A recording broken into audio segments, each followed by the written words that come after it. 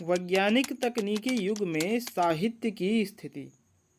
कई चिंतकों का मानना है कि आज के वैज्ञानिक तकनीकी युग में साहित्य महत्वहीन हो गया है, क्योंकि वह विज्ञान के समान समाज के लिए कोई उपयोगी भूमिका नहीं निभा पाता।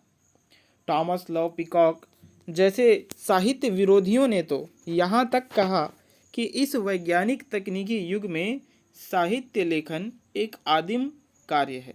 अतः साहित्यकार अर्धबर्बर पशु के समान है, किंतु वास्तविकता यह नहीं है।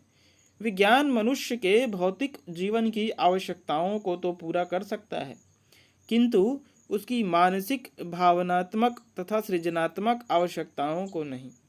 वैज्ञानिकता व मशीनीकरण बढ़ने से भावनात्मक संकट उत्पन्न होने लगता है।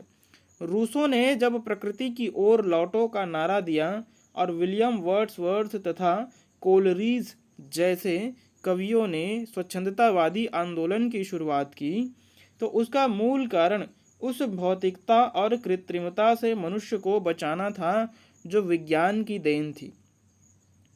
20वीं शताब्दी में भी जब सार्त्र ने मनुष्य के अमानवीयकरण के विरुद्ध आह्वान किया, तो उसमें भी अति वैज्ञानिकता को एक वैचारिक शत्रु के रूप में देखा गया। हमारे समय में एरिक फ्रॉम जैसे चिंतक बता चुके हैं कि अति वैज्ञानिकता नहीं बल्कि सृजनात्मक गतिविधियां ही मनुष्य को संतोष दे सकती हैं। वस्तुतः विज्ञान एवं तकनीक की भूमिका मनुष्य को सुविधा संपन्न बनाने तक सीमित है, किंतु प्रश्न है कि क्या भौतिक सुविधाओं की उपलब्धि मनुष्य को सार्थक बना सकती है। मनुष्य का मूल उद्देश्य संतोष व आनंद की प्राप्ति है, जिसकी उपलब्धि अंततः वस्तुओं पर नहीं, मन पर निर्भर है। जयशंकर प्रसाद ने कामायनी में सविस्तार बताया है कि आज की बुद्धि प्रधान वैज्ञानिक सभ्यता मनुष्य की भावनात्मक वृत्तियों का दमन कर कैसे उसे निरर्थक बना देती है। शुक्ल जी ने निबंध कविता क्या है में लिखा है कि जैसे जैसे वैज्ञानिक युग आगे बढ़ेगा, मनुष्य के जीवन में प्रच्छन्नताएं बढ़ती जाएंगी और उन्हें हटाकर मनुष्य को अपने मूल स्वरूप से जोड़ने के लिए कविता की आवश्यकता हमेशा बनी रहेगी।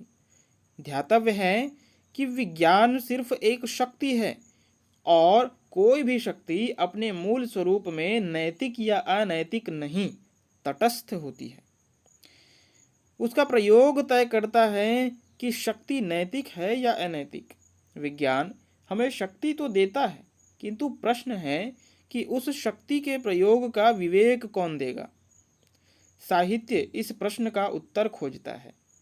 राम की शक्ति पूजा, जो निराला जी द्वारा लिखित है, राम की शक्ति पूजा की मूल समस्या यही है कि अन्याय जिधर है उधर शक्ति। राम इस शक्ति के विरुद्ध शक्ति की मौलिक कल्पना करते हैं, जो न सिर्फ ज्यादा साधना से अर्जित होती है बल्कि उसमें नैतिक बल भी है।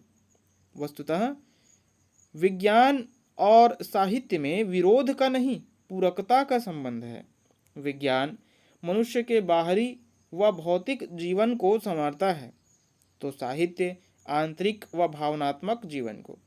किसी एक के बढ़ने पर दूसरे को बढ़ाना आवश्यक हो जाता है, ताकि व्यक्ति का आंतरिक संतुलन बना रहे।